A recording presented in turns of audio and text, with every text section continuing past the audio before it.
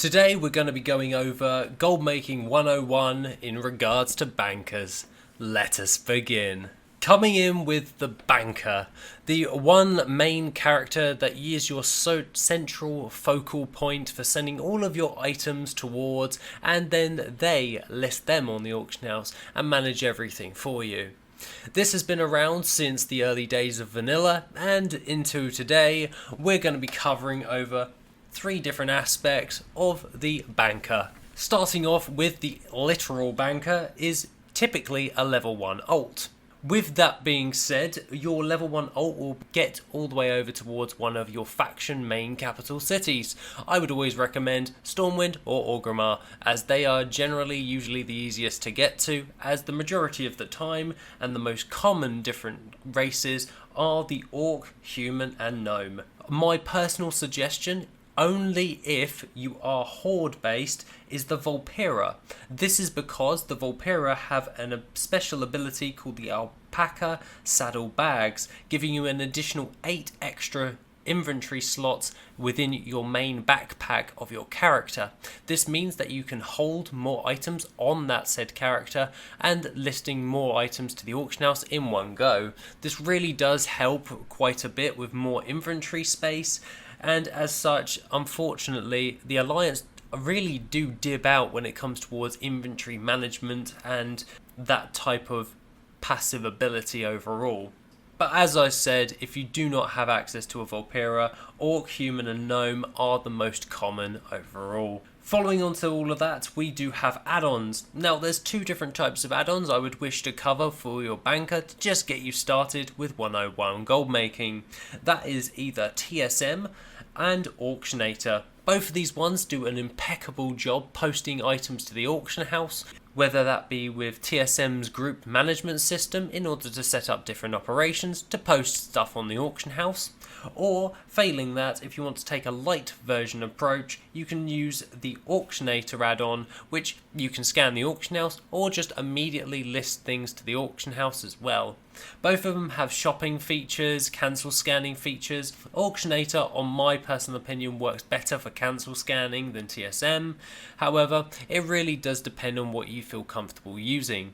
If you're just getting started and you're selling a low amount of items, Auctionator would be my prime pick.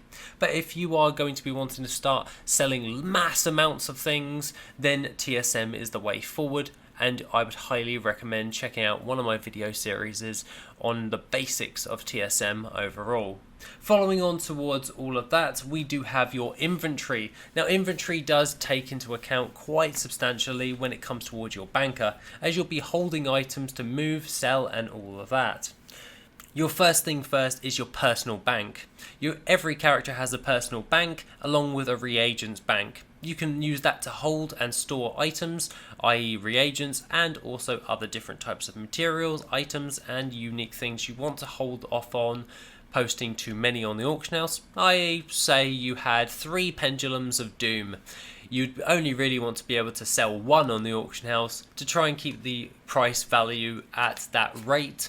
If you post 3 of those, you're most likely going to be dropping the price over time. Following on to that, you do have also your guild bank. This is something I'm a proprietor of, and that is having every single guild bank tab set up. It's not that hard these days to set a guild and then just removing everyone and just having a standalone guild for yourself, which you have full access to with your guild banker.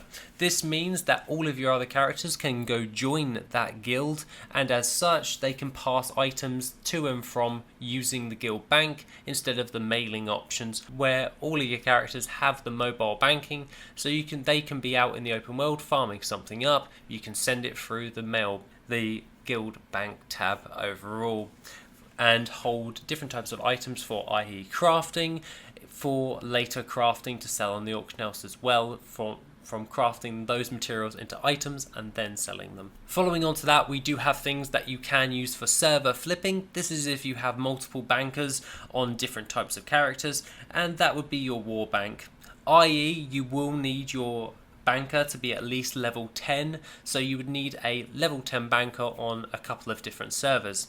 However, you can use this war bank in order to buy pets and items off of the auction house for relatively cheap and selling them on another auction house server using the war bank as your transferring method.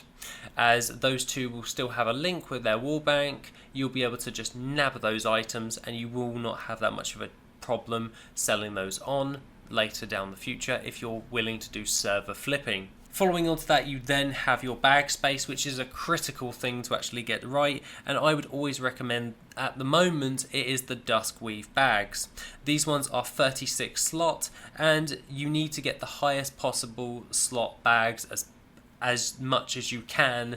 This includes reagent bag as well as a standard 4 set of bags. This will mean that you'll be able to hold more items on the auction house character when you're posting to the auction house, so you're reducing the time of you running back and forth from the mailbox or from the guild bank or whatever your storage method is. As a banker, you can just stand there, post those stuff to the auction house. If the throttle kicks in, you don't have to move anywhere. You just go off, make a cup of tea, wait till the throttle wears off, post that on the auction house once again. Other than that, that is the gold making 101 for a banker. If you have any other suggestions I may have missed, then please feel free to post them in the comments and I'll like them, pin them and shove them at the top. We're all a community. This should be helpful to just get you started with gold making with a banker.